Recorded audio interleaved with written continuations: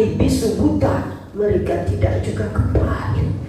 Dikala kumandangan azan itu menyuruh kepada solat, menyuruh kepada kebenaran, asik dengan bekerja. Nikmat siapa yang kita pakai? Jasad siapa yang kita pakai? Ruh siapa yang kita pakai?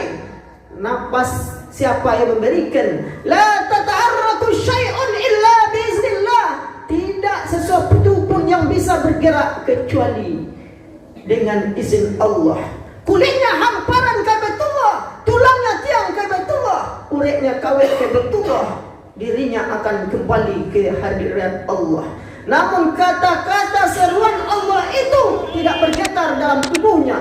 Wajar bumi bergetar menggetarkan isinya. Iza zulzilatil ardu zilzalaha wa akhrajatil ardu athqalaha. Bumi akan menggoncang isinya karena berat menanggung beban dosa manusia. Tak mampu bumi rasanya. Sakit hati bumi melihat perbuatan manusia. Dikala Allah menyerukan mendekat kepada Allah itu sendiri sebagai abdan syakur. Nah, di sini kata Allah dalam surat An-Naba ayat 31, "Inna lil muttaqina mafaza." Bahwa sesungguhnya orang yang bertakwa itu ialah yang akan menang. Nah, siapakah yang bertakwa yang akan menang? Kata menang dalam surat An-Naba ayat 31 ini dalam tafsir Al-Jalalain, dijanjikan oleh Allah akan diberikan surga oleh Allah, keselamatan, ketenangan jiwa, keselamatan dunia dan akhirat. Kaum muslimin jemaah Jumat rahimakumullah. Nah, siapakah ciri-ciri orang yang bertakwa tersebut? Kata Imam Ali, salah seorang Khalifatul Rasyidin, dia berkata, ada 4 ciri-ciri terindikasi takwa yang mendapat kemenangan surganya Allah tersebut. Yang pertama adalah al-khawfu minal jalil.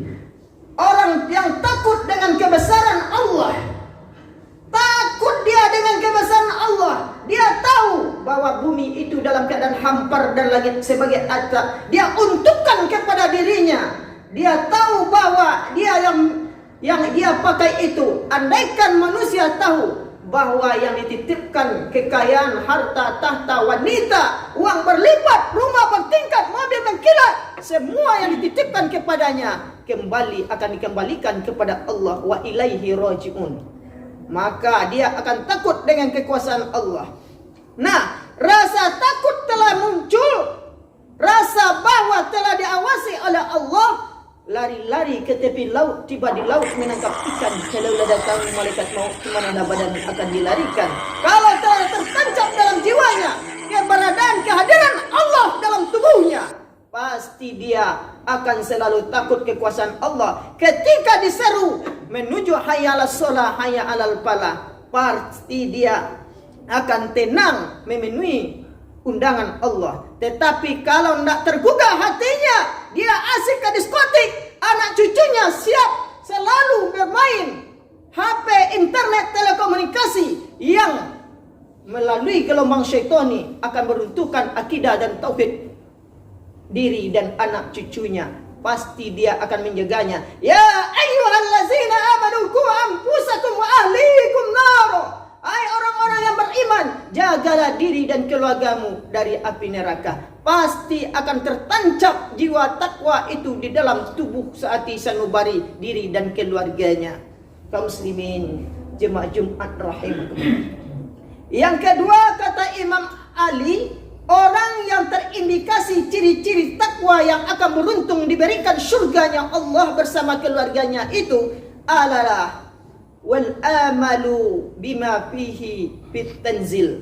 Orang yang mengikuti skenario Allah, aturan Allah Subhanahu wa taala. Artinya hidupnya tidak menyimpang dari aturan Allah Subhanahu wa taala. Untuk itu dia selalu mempelajari Al-Qur'an, berperilaku Al-Qur'an dalam kehidupannya. Apa yang ada dalam Al-Qur'an dia ikuti. Jangan kita yang seperti disindir oleh Rasul, anatud dinu salasun. Ada 3 macam yang menghancurkan agama itu. Di antaranya salah satu fakitur fajir, orang alim yang durhaka kepada Allah. Nah, kadang-kadang dia tahu bahwa mengajak kebaikan itu adalah perintah Allah, bahwa mencegah kemungkaran itu adalah perintah Allah. Tetapi banyak tungkek yang mau rabah. Orang tua, kepala rumah tangga, kepala rumah adat, kepala rumah masjid, kepala rumah madrasah, dikala seruan hayya 'alal falah, mari menuju kemenangan, tetapi anak main internet, telekomunikasi, main TikTok, selfiean, tidak dilarang oleh orang tua.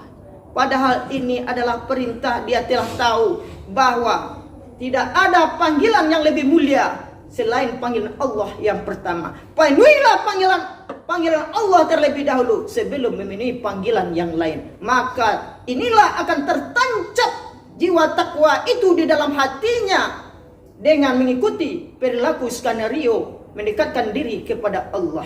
Nah, ini adalah yang kedua, orang yang berperilaku dengan skenario Allah, dengan aturan dan ketetapan Allah. Yang ketiga, kata Imam Ali adalah asyukru anil jazim. Orang yang tidak menghilangkan rasa syukur kepada Allah. Orang yang tidak menghilangkan rasa syukur kepada Allah itu, apabila dia telah mampu berhaji, dia berhaji. Apabila dia telah mampu berkurban, dia berkurban. Tetapi kalau orang yang tidak bersyukur kepada Allah, dia telah mampu, dia selalu mengumpat dan pencelah, selalu merasa kurang dan kurang. Sampai kapan merasa cukupnya kepada Allah Subhanahu wa taala? Sampai dia kembali ke desa Percacingan, Kabupaten Liang Lahat, Kecamatan Tanah Datar, ibu kota Balikpapan, pintu kubur, alias kematian telah menempuhnya. Baru dia merasa cukup sehingga dihantarkan hatta zurtumul maqabir. Karena yang namanya nafsu itu bagaikan meminum air lautan. Telah dapat uang berlipat, ingin rumah bertingkat, ingin mobil mengkilat. Sampai kapan manusia itu merasa puas? Sampai kembali ke desa Percacingan, hatta zurtumul maqabir, sehingga dihantarkan ke liang kubur. Nah, jadi rasa syukur itu kapan munculnya? Apabila manusia dekat kepada Allah, apabila hati manusia disirami dengan sanubari, dengan cahaya Allah, dengan cahaya Rasulullah, apabila seseorang itu selalu berjalan di dalam syariatnya Allah dengan aturan agama, maka dia akan selalu berada di jalan Allah dan takwa akan selalu tertanam di dalam hatinya. Keselamatan hidup akan ada di dalam dirinya. Karena dengan agama menjadikan hidup lebih terarah, dengan ilmu menjadikan hidup lebih mudah, dengan seni hidup terasa indah, dengan ilmu kita isi otak, dengan keterampilan kita isi tangan. Dengan demikian kita akan selamat dunia dan akhirat. Yang keempat, kata Ali, yang menyelamatkan manusia itu adalah ar-ridha fi qalil. Artinya orang yang ridho terhadap yang sedikit. Jangan kita berpikir ketika kita diberi harta yang sedikit, belum punya uang berlipat, rumah bertingkat, kita merasa mengumpat dan mencela. Allah tidak adil. Jangan bilang seperti itu. Tetapi walaupun mereka orang kaya, belum tentu hatinya merasa kaya. Walaupun mereka punya segalanya, tetapi belum tentu hatinya senyaman kita yang hidup sederhana. Kadang-kadang Allah itu memberikan yang cukup sederhana kepada seseorang supaya seseorang itu semakin dekat kepada Allah. Tetapi dengan kesederhanaan itu Allah lebihkan kesehatan jasmani dan rohani. Namun orang kaya diberikan kesakitan jantung dan segala macamnya kekurangan yang diberikan oleh Allah. Jangan kita mengukur kekayaan itu dengan harta, tetapi ukurlah dengan secara zahir dan batin. Uzuru man huwa asfala minkum wala tanzuru ila man huwa fawqakum. Jikalau kamu ingin menjadi hamba yang bersyukur, perhatikan orang yang berada di bawahmu. Jangan kamu perhatikan orang yang berada di atasmu. Perhatikan mereka yang tidur di bawah kolong jembatan. Perhatikan mereka yang tidak makan seharian. Maka nilai kurban mendekatkan diri kepada Allah agar manusia dapat merasakan bahwa sakit pedihnya orang-orang yang tidak mendapat daging kurban ketika itu. Makanya kita orang yang kaya dermawan diminta untuk bermurah hati, berkurban pada saat ini. Untuk apa? Supaya mereka yang tidak pernah mencicipi daging kurban, hari ini mereka mencicipi daging kurban di saat Idul Adha tersebut. Artinya, kurbankanlah Sembrilah sifat-sifat kesombongan dan keserakahan kita sebagai orang kaya. Tanamkan sifat kepedulian kita. Sifat yang mana? Akhir salam kita ke kanan dan ke kiri, melenggong ke kanan ke kiri. Artinya apa hakikatnya? Lihatlah tetangga kanan, tetangga kiri yang belum dapat daging kurban. Sekarang dia merasakan apa yang kita rasakan. Masa arta sa'artu. Kaum muslimin jemaah Jumat rahimakumullah. Oleh karena itu kita simpulkan, siapakah orang-orang yang menang, yang mendapat surganya Allah, orang-orang takwa di sini? Yang pertama adalah orang yang takut dengan kebesaran Allah. Yang kedua, orang yang selalu mengikuti skenario atau aturan Allah. Yang ketiga, orang yang tidak menghilangkan rasa syukur kepada Allah. Yang keempat, orang yang selalu ridho dengan sesuatu yang sedikit. Artinya, inna kulla syai'in biqadarin. Artinya, sungguh Allah itu menetapkan sesuatu pemberian dengan ukuran yang pas.